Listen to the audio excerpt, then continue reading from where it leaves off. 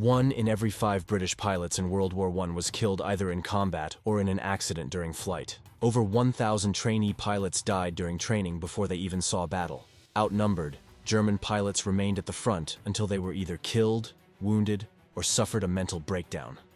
World War I witnessed the first mass and effective use of airplanes in warfare. However, aviation, barely a decade old at the time, was far from safe. In this video, you'll see just how dangerous and unreliable the machines were that people flew and fought in. And when you hear about some of the bizarre innovations and rules, you'll be literally shocked. Let's begin. When static trench warfare of World War I began, hot air balloons were used for observing enemy positions, movements, and directing artillery fire. Recognizing the advantage of an aerial viewpoint, early airplanes were soon deployed for the same purpose and proved much more effective. Initially, both pilots and airplanes were unarmed. Infantry soldiers tried to shoot down or drive away the planes with rifle fire to prevent reconnaissance. Since anti-aircraft guns did not yet exist, ground fire posed little threat to the aircraft. However, the greater danger came from the airplanes themselves, which we will explain shortly. Interestingly, it was not uncommon for opposing pilots to encounter each other during reconnaissance missions, sometimes even exchanging smiles or waves. But this camaraderie would soon drastically change. As the effectiveness of aerial reconnaissance was realized, and as it became clear that the course of battle could easily be shifted if the enemy could see and anticipate your next move, enemy reconnaissance planes became highly unwelcome on the battlefield. Pilots then began carrying pistols and bombs in attempts to disable enemy aircraft. Pyotr Nesterov, a Russian pilot, rammed his plane into an Austrian aircraft, killing both himself and the enemy. He achieved the first air-to-air kill and marked the beginning of bloody battles for dominance in the skies. Since pistols and bombs were impractical, and not everyone was keen on the idea of ramming their plane into an enemy, the first attempts were made to mount machine guns on airplanes. However, this proved easier said than done, leading to some truly bizarre prototypes that were as dangerous to their own aircraft and pilots as they were to the enemy. This remained the case until a scary but effective German invention completely changed aerial warfare, even giving the Germans temporary complete control of the skies. But before that, let's first explain the construction of these aircraft, why it was so difficult and risky to operate them and mount machine guns, and why so many pilots died in horrific accidents without the enemy needing to do anything. Also, the part about machine guns will be a little bit shocking. Early World War I aircraft frames were made of lightweight wood and covered in canvas or linen. This fabric was tightly stretched and treated with lacquer, making it aerodynamic yet extremely fragile. The typical biplane design featured 2 sets of wings stacked above each other, connected and stabilized by wires that were prone to snapping or losing tension. The controls, made of simple pulleys and wires, required significant force to operate. The engines provided modest power and were notoriously unreliable. Although they were capable of pushing the aircraft to speeds up to 150 miles per hour, engine failures mid-flight were common, forcing pilots to make emergency landings in hostile territory, or worse, leading to catastrophic crashes. Pilots said that the airplanes had the aerodynamics of a brick, and if an engine failed, their only hope of survival was if they were already at a low height. With no instruments for navigation, pilots relied on visual landmarks and simple maps, often getting lost or disoriented. And what about safety measures, you ask? Well, they were virtually non-existent. The planes had open, yes, you heard that right, open cockpits that exposed pilots to the elements. It was freezing cold at high altitudes, and the risk of hypoxia, a fatal lack of oxygen, was also high. There were instances of pilots falling out of their planes due to safety belt issues. The pilots even flew without parachutes, but we'll talk about that fun fact a little bit later. Collisions were frequent, especially in the chaotic aerial combat during the war. Landings were hardly safer. The lightweight construction of the planes meant that a rough landing could easily flip a plane, crushing it under its own fragile frame. Fires were a pilot's worst nightmare. The flammable materials of the aircraft turned them into flying fire traps. Some pilots, knowing the agony that awaited them if their plane caught fire, carried pistols to end their own lives or jumped out to their death, sparing themselves from burning alive. Now, back to the parachutes, or the lack of them.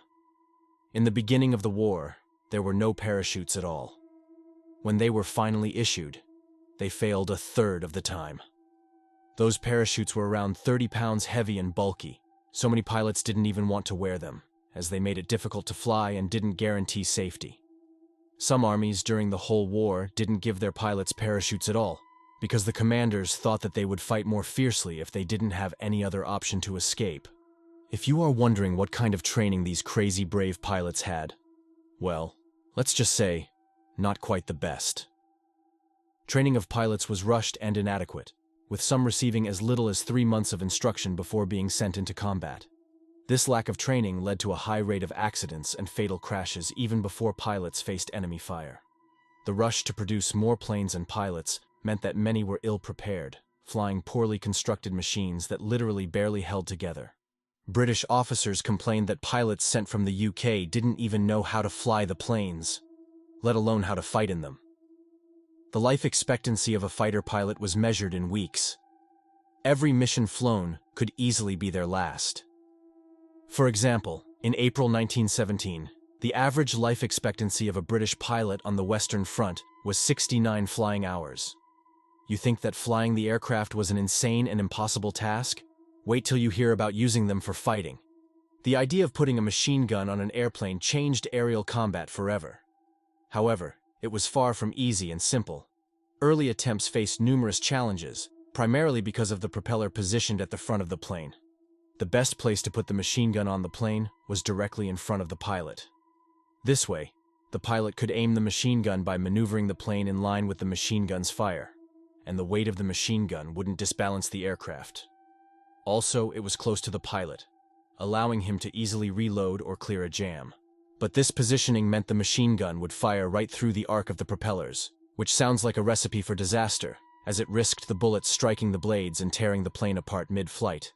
However, the eventual solution might shock you. Engineers initially tried to sidestep this problem by mounting the machine gun on the top wing of the biplane or on the fuselage side, aiming to fire above or beside the propeller. But these setups were awkward and difficult to aim accurately. The pilots struggled with cumbersome setups that made it nearly impossible to effectively target the enemy while maneuvering at high speeds and dealing with the plane's vibrations and turbulence. These mounts also made it challenging to reload or fix jams during flight, leaving pilots vulnerable in the heat of battle. Then, they tried the concept of the pusher plane. This design positioned the engine and propeller at the rear of the plane, pushing it forward, while the machine gun was mounted at the front, giving the gunner an unobstructed field of fire. In many designs, the pilot and gunner were separated by the propeller, with the pilot behind it and the gunner in front, having a clear shot without obstruction. However, the placement of the engine behind the pilot came with its own set of dangers. Besides the possibility of the propeller chopping a pilot or gunner into pieces, the rear-mounted engine made the plane tail-heavy, complicating its balance and handling. The positioning also meant that any engine failure or fire would directly threaten the pilot, often leading to fatal consequences. Additionally, the pusher design was less powerful compared to front-mounted propellers. This made the pusher planes slower and less agile than their counterparts, putting them at a disadvantage in dogfights. So, without other options, engineers chose the most logical one, shooting straight through the propeller blades.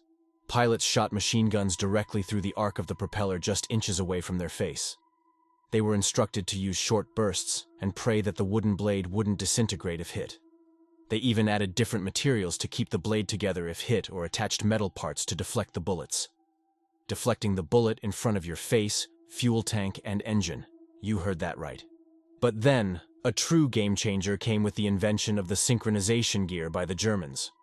This revolutionary device, first implemented successfully in the Fokker Eindecker, mechanically linked the machine gun to the engine's timing, ensuring that bullets were fired only when the propeller blades were out of the way. Now the machine gun could safely be fired through the arc of the propeller without fear of hitting the blades. This innovation gave German pilots a significant advantage, allowing them to dominate the skies with unparalleled precision and effectiveness. During the period known as the Fokker Scourge, from 1915 to 1916, the Germans had near-complete control of the air.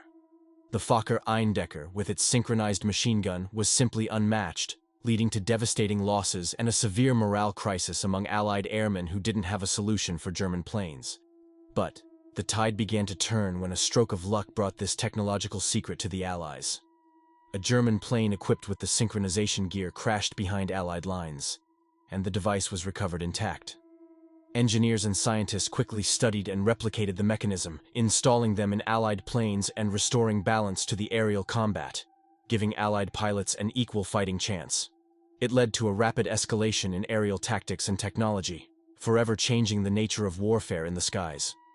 Now that both sides had relatively fair armaments, brutal aerial dogfights followed, and planes took on numerous roles in the military.